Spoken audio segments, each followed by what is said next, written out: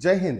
मित्रांनो, पुढचा जो OLQ आहे तो ability to influence the group. म्हणजे या ठिकाणी पुन्हा एकदा लीडरशिप क्वालिटी तुमची दिसली पाहिजे. लीडर हे कधीच तुम्हाला ओरडताना दिसत नाही. ते तुम्हाला इन्स्पायर करतात.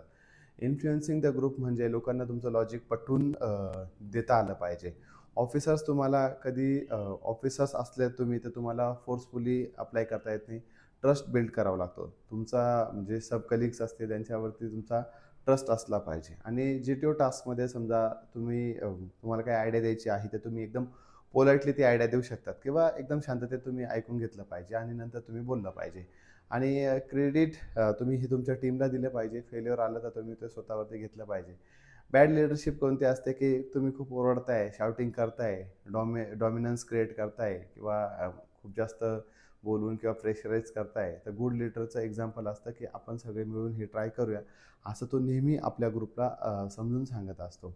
आणि शांततेत तुम्ही कम्युनिकेशन केलं पाहिजे. सगळ्यांचा रिस्पेक्ट केला पाहिजे. त्याच्यानंतर ज्या आयडियाज असतील त्या तुम्ही शेअर केल्या पाहिजे.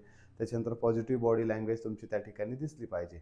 आणि जर समजा ट्रू लीडरशिप सोबत तुम्हाला जायचं असेल तर तुम्ही नक्कीच म्हणजे त्या छोट्या-छोट्या गोष्टी तुम्ही करायला पाहिजे. जय हिंद.